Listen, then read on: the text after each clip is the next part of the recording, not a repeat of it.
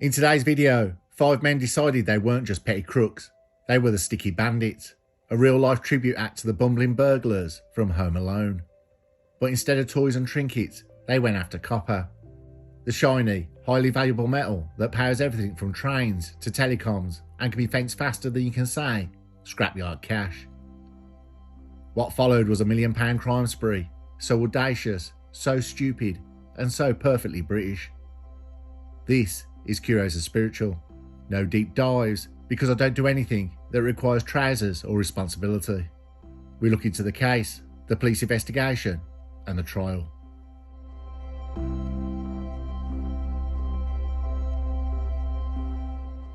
If you ever watched Home Alone 2, you'll remember the Wet Bandits. The big rebrand, we're the Sticky Bandits now, which of course was just Harry and Marv wrapping their mitts in duct tape and stealing pocket change like idiots. Now imagine a group of actual grown men in the West Midlands who thought, yes, that's us, and instead of robbing toy stores or chasing Macaulay Culkin through New York, they were targeting copper, machinery and warehouses. Meet the Sticky Bandits of Wolverhampton. So, who were they? The gang's lineup was, well, less Ocean's 11 and more Wolverhampton 5. Adam Shakespeare, 31 years old, not a playwright, but he was definitely into drama, just the illegal kind. David Smith, 36 years old, a name so common you think he'd use it as cover. But no, he went all in. Lee Fletcher, 33 years old, whose idea of a good time, every time, apparently involved bolt cutters. Royston Hallard, 30 years old, not an aristocrat, despite the name, unless we're counting the kingdom of petty theft. Davy Williams, 44 years old, the oldest of the bunch, maybe the wise elder. Nah. Together these 5 men made up a gang that the police would later call serious organised criminals, but in the moment, they thought they were unstoppable.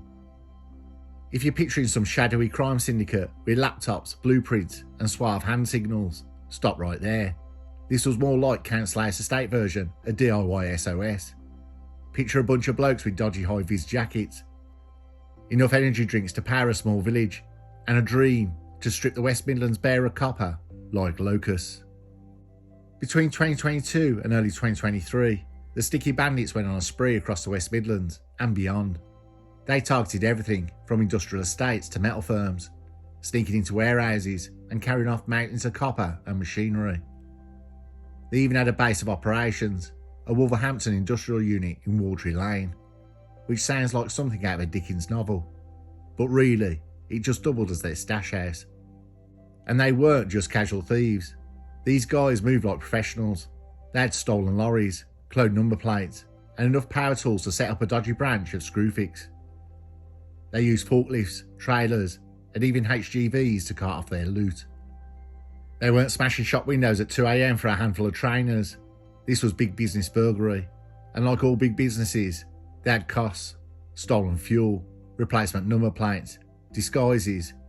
Imagine the receipts. Yes, Your Honour, that was £200 for spray paint and a balaclava multipack. So how much did they take? Oh, just £1.6 million worth of metal. Yeah, £1 million. Not counting the £200,000 in property damage they caused breaking in. And 800 grand in lost business. These weren't small smash and grabs. These were industrial scale raids. But here's the kicker. They filmed themselves. Yes, like teenage vloggers. Except instead of makeup tutorials or prank videos, it was here's me, hot wiring a forklift lads. One of their greatest hits came on New Year's Day 2023, when they broke into Cashmore Metals in Walsall. Now most people spend New Year's Day hungover, binge watching Netflix, maybe regretting their resolutions. Not the Sticky Bandits. These guys decided the best way to ring in 2023 was to nick as much copper as possible. They loaded up a trailer so badly that it literally toppled over. That's right, their getaway vehicle fell apart under the weight of their greed. It's almost poetic. And because every gang needs a signature, they left behind graffiti, Happy Christmas, alongside a crude drawing of a male Willy. Nothing says master criminal like doodling willies at a crime scene.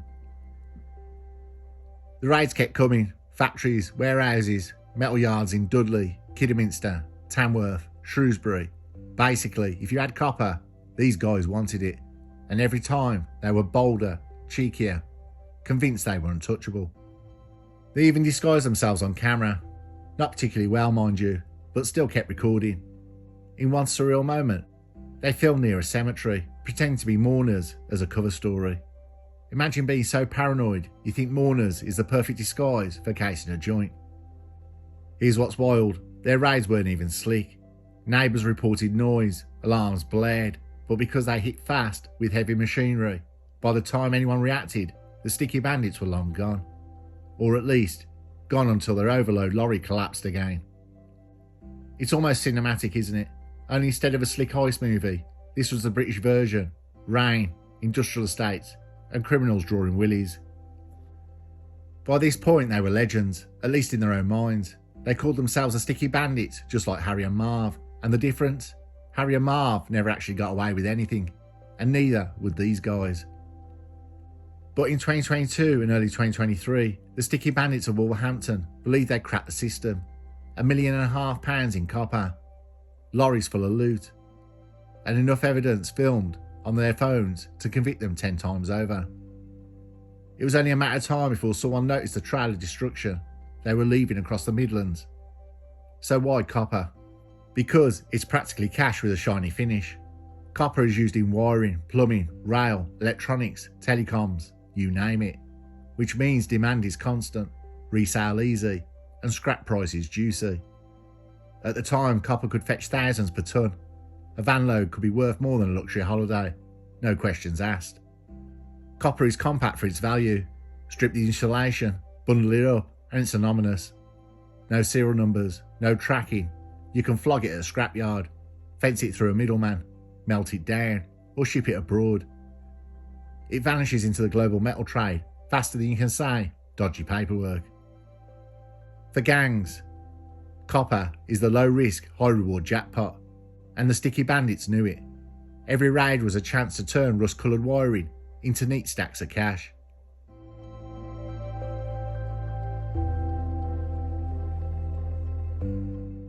Now, the West Midlands police are used to crime, but when warehouses keep getting cleaned out of copper, worth more than luxury cars, even the most jaded detective starts paying attention. At first it looked like isolated incidents, a theft in Birmingham here, a break-in at Shrewsbury there, but soon a pattern emerged. The same methods, the same tools, the same chaos left behind. And this is the kicker. The same gang showing up on their own cameras, like wannabe YouTubers, filming Let's Play Grand Theft Auto, Midlands Edition. Police quickly realised they weren't dealing with opportunists. This was organised. Sloppy, yes, but still organised. And because copper theft has ripple effects, the pressure mounted. Politicians love nothing more than a tough on crime headline. Police began combing through phone data, CCTV and forensic evidence. And what did they find? The Sticky Bandits weren't exactly digital ninjas. They went through phones like some people go through socks. 17 different mobile phones were used across their crime sprees. 17. That's not caution, that's paranoia with a side of stupidity. Each phone told a story. Pings near burglaries, texts between members, and of course the icing on the cake, the video evidence. Meanwhile, investigators discovered the Wolverhampton headquarters, where much of the loot was stored. Surveillance teams tracked comings and goings, piecing together who was involved and when. And then there were the videos. Oh, the videos. The gang had left a treasure trove of self-incriminating content.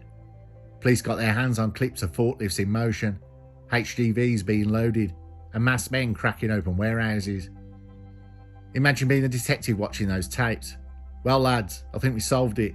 They literally filmed themselves doing the crime. And of course, nothing screamed it's us louder than New Year's raid on Cashmore Metals. The toppled trader, the doodles, the Happy Christmas graffiti. It was like a criminal Santa Claus had come to town, only instead of leaving gifts, he nicked your wiring. Police knew they had a gang that wasn't just stealing big, but flaunting it. And that arrogance, it's the Achilles heel of every wannabe kingpin. Detectives tracked their vehicles, noting cloned plates and stolen lorries. They cross-checked business break-ins with mobile tower data, matching phones to times and locations. Every time the gang thought they were invisible, they were really just adding another nail to their own coffin. One officer later admitted that the Sticky Bandits weren't even clever crooks, they were just loud. They left digital footprint everywhere. She said it was like following muddy boot prints through a white carpeted house. Eventually the police had had enough. In coordinated dawn raids, the gang members were rounded up. Shakespeare, Smith, Fletcher, Hallard and Williams, the whole crew in cuffs. Inside their hideouts, tools of the trade, stolen goods, phones, and best of all, their own videos. Talk about serving yourself up on a platter. So how easy is it for them to move the copper? Here's the blunt truth. Copper is ridiculously easy to move.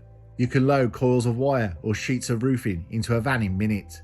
No serial numbers, no need for specialist buyers. Scrapyards sometimes look the other way, especially if you've got fake paperwork. Even when legitimate yards do checks, dodgy operators will pay cash. No questions, the stuff can be baled, melted, or mixed with other scrap, until its origins are impossible to trace. From there it's sold to middlemen, consolidated, shipped overseas. Once melted down, you can't tell it apart from legally sourced copper. That anonymity made it Sticky Bandits' dream product.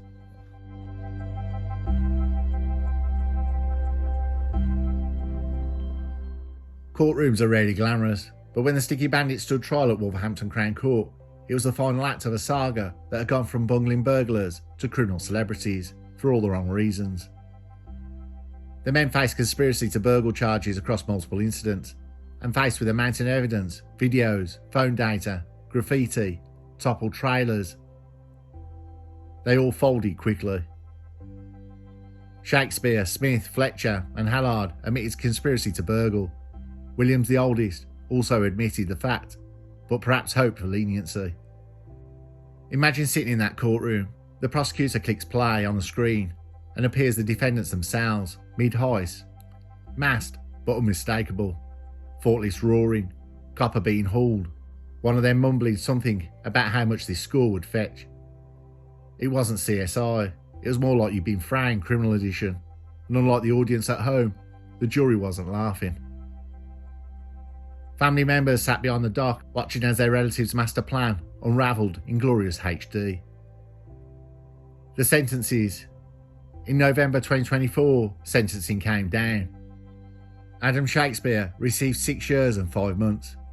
David Smith, Lee Fletcher and Royston Hallard each received 6 years and 4 months.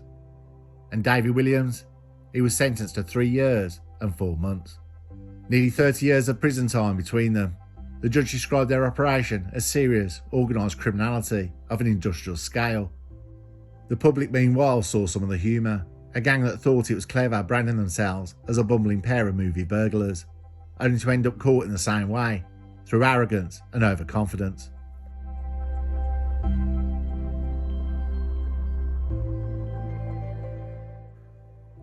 So what's the moral here? If you're going to be a criminal, maybe don't give yourself a comedy villain name. Don't film yourself committing crimes. And definitely don't leave behind graffiti signatures, Banksy Willies. The Sticky Bandits of Wolverhampton wanted infamy. They got it, just not the kind they wanted. Instead, they're now immortalised as one of the most fascinating organised crime outfits in recent West Midlands history. A story you'll tell with a smirk, shaking your head, thinking, yep, that actually happened. But you want to know the best part. In all the raids, the costs were measured at £2.6 million.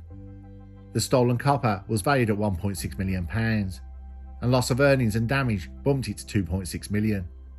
So how much did they have to pay back from the £1.6 million through proceeds of crime?